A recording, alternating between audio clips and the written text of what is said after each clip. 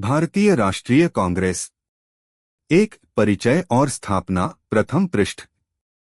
भारतीय राष्ट्रीय कांग्रेस भारत का सबसे पुराना राजनीतिक दल है। इसकी स्थापना 28 दिसंबर 1885 को बॉम्बे, अब मुंबई के गोकुलदास तेजपाल संस्कृत कॉलेज में हुई थी।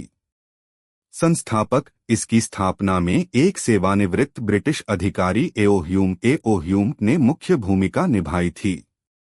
प्रथम अध्यक्ष व्योमेश चंद्र बनर्जी WC बनर्जी कांग्रेस के पहले अध्यक्ष थे। उद्देश्य। शुरुआत में इसका उद्देश्य शिक्षित भारतीयों को सरकार में अधिक हिस्सेदारी दिलाना और ब्रिटिश प्रशासन के सामने भारतीय समस्याओं को रखना था। धीरे धीरे यह संगठन देश की आजादी का मुख्य मंच बन गया। 2 कांग्रेस के प्रमुख चरण। द्वितीय पृष्ठ।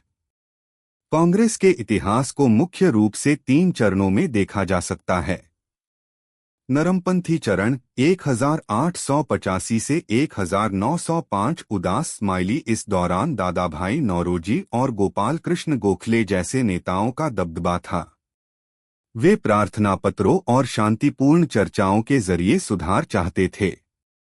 गरमपंथी चरण 1905 से 1919 उदास स्माइली। बंगाल विभाजन के बाद लाला लाजपत राय, बाल गंगाधर तिलक और बिपिन चंद्रपाल लाल बालपाल ने स्वराज की मांग की और संघर्ष का रास्ता अपनाया। गांधीवादी युग 1919 से 1947 उदास स्माइली। महात्मा गांधी के आगमन के बाद कांग्रेस एक जन आंदोलन बन गई।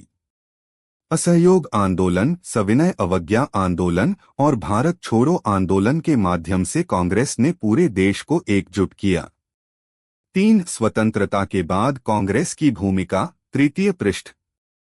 1947 में आजादी मिलने के बाद कांग्रेस एक आंदोलन से बदलकर एक शासक दल बन गई। नेहरू युग। जवाहरलाल नेहरू के नेतृत्व में कांग्रेस ने लोकतांत्रिक समाजवाद और गुटनिरपेक्षता नॉन अलाइनमेंट की नीति अपनाई। उन्होंने आधुनिक भारत की नींव रखी। एकदलीय प्रभुत्व 1 पार्टी डोमिनेंस 1952 से 1967 तक भारतीय राजनीति में कांग्रेस प्रणाली का दौर रहा, जहां केंद्र और लगभग सभी राज्यों में कांग्रेस की सरकार थी। इंदिरा गांधी और वैचारिक परिवर्तन 1960 और 70 के दशक में कांग्रेस ने गरीबी हटाओ जैसे नारों के साथ लोकलुभावन राजनीति की ओर रुख किया।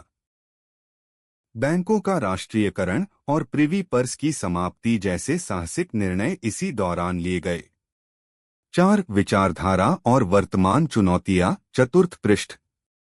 राजनीति विज्ञान के छात्र के रूप में कांग्रेस की विचारधारा का विश्लेषण करना अनिवार्य है। धर्मनिरपेक्षता सेक्युलरिज्म। कांग्रेस खुद को सभी धर्मों और समुदायों को साथ लेकर चलने वाली पार्टी मानती है। मध्यमार्गी विचारधारा सेंट्रिस्ट आइडियोलॉजी। यह पार्टी न तो पूरी तरह दक्षिणपंथी है और न ही पूरी तरह वामपंथी। यह सामाजिक न्याय और मुक्त बाजार के बीच संतुलन बनाने का प्रयास करती है।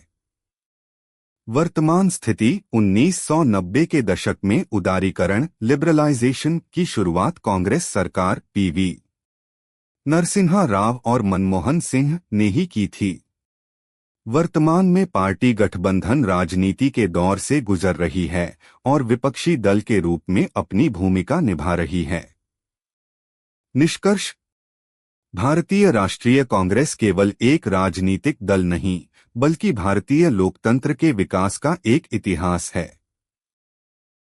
स्वतंत्रता संग्राम से लेकर आधुनिक भारत के निर्माण तक इस दल का योगदान निर्विवाद है, भले ही आज इसे नई राजनीतिक चुनौतियों का सामना करना पड़ रहा हो।